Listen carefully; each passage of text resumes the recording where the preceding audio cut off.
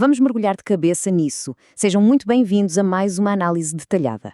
Hoje a gente vai colocar o nosso chapéu de detetives psicológicos, digamos assim, para explorar as verdadeiras raízes subconscientes do comportamento humano. A ideia aqui é investigar de forma bem prática e completa como os alicerces da nossa personalidade foram construídos muito antes da gente sequer ter consciência deles. E claro, tudo isso guiados pela teoria psicanalítica fundamental do Sigmund Freud. Para começar, fica aqui uma reflexão. Por que será que a gente exibe essas peculiaridades meio irracionais na vida adulta, hein? Pensa bem, porque diante de um problema, alguém pode roer as unhas até sangrar, enquanto outra pessoa tenta controlar obsessivamente cada centavo que entra na conta bancária. A resposta fascinante que a psicanálise traz pra gente é que, bom, esses sintomas definitivamente não são aleatórios. A chave para entender tudo isso tá lá atrás, em fases da nossa infância que a gente jura de pé junto que já superou completamente. A nossa jornada de hoje está dividida nestes 5 passos. Vamos passar pelos conceitos de libido, fixação e regressão e depois entrar nas fases oral e anal até chegar na fase fálica e na latência. Vamos focar bastante em exemplos de casos clínicos reais para deixar tudo bem prático e muito claro. Número 1. O que é libido? Olha, para compreender o Freud de verdade, a gente precisa fazer uma mudança de paradigma agora mesmo.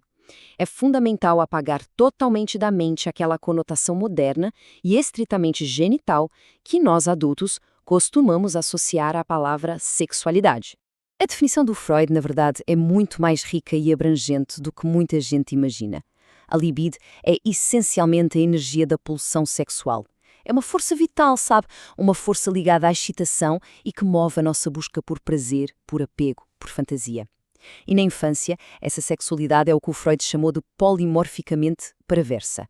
Uma expressão forte, não é? Mas isso só quer dizer que ela não tem nada a ver com reprodução.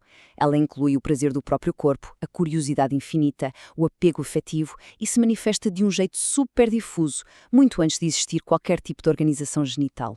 O que é realmente interessante notar é esta metáfora brilhante. A libido age basicamente como energia elétrica. O ato sexual adulto é só um dos muitos aparelhos que a gente pode plugar nessa tomada.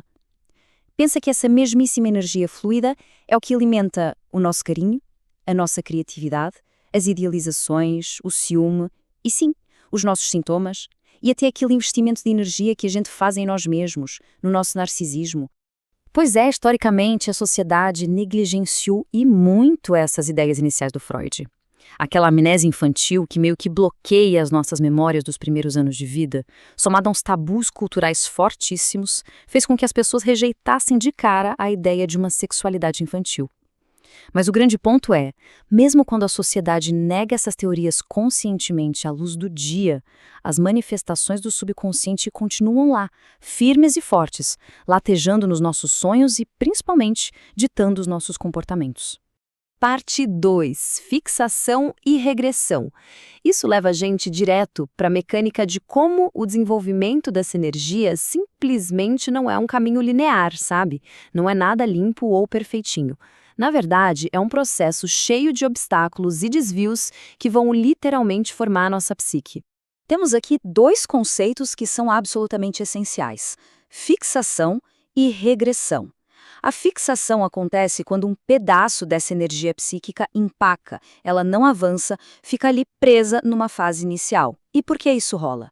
Ou por um excesso de satisfação, tipo, o prazer foi tão grande que a mente simplesmente não quer largar o osso, ou por uma frustração extrema. E aí vem o pulo do gato. Sem a fixação criando esses pontos de ancoragem na nossa mente, não existiria um lugar para onde a gente pudesse regredir. A regressão é exatamente isso, aquele recuo, um retorno lá para aquelas formas primitivas de satisfação toda vez que a gente bate de frente com um conflito ou uma angústia pesada na vida adulta. Mapeando as fases dessa energia, a gente tem esses 5 grandes estágios psicossexuais. E a gente pode olhar para essa linha do tempo como nosso mapa diagnóstico principal para entender os exemplos práticos que vêm a seguir. Como o próprio Freud dizia, todas as patologias, no fundo, derivam de inibições do desenvolvimento exatamente nessas fases aí. Número 3, a fase oral. Adentrando logo na primeiríssima etapa da nossa vida, que vai lá do nascimento até mais ou menos o primeiro ano de idade. Aqui não existe separação nenhuma entre nutrição e prazer.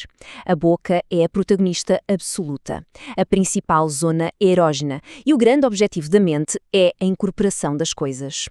Pode ser o seio materno ou até mesmo o ato de chupar o próprio dedo num movimento puramente autoerótico.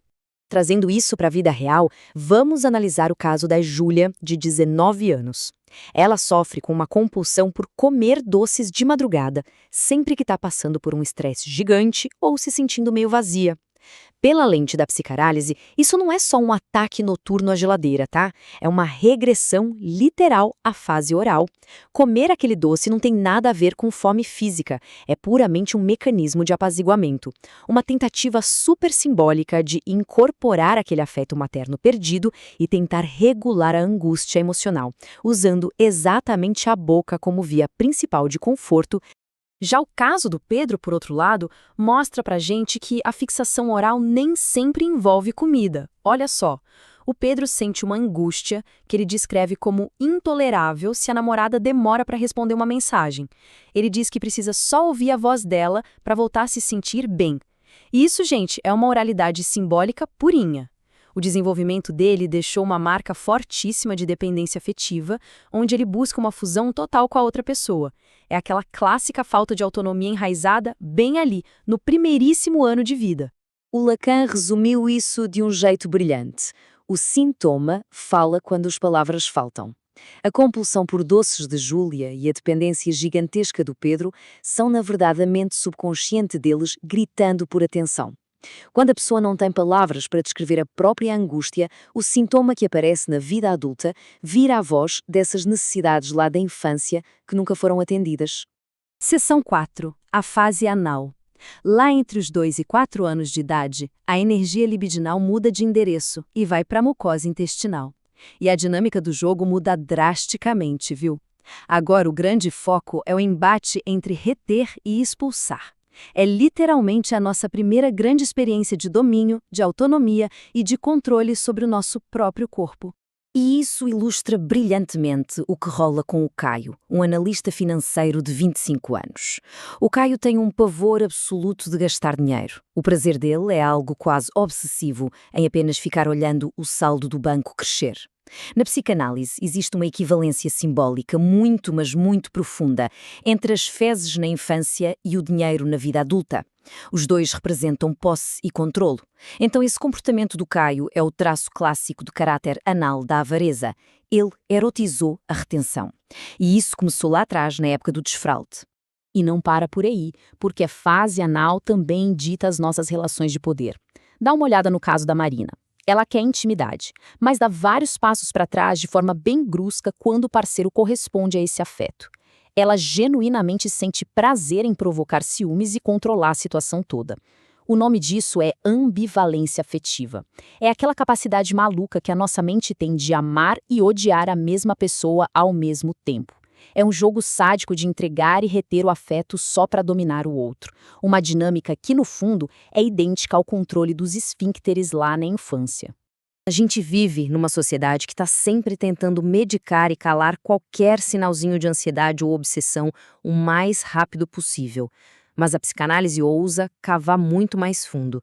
O objetivo não é só dar um comprimido para silenciar o sintoma e pronto.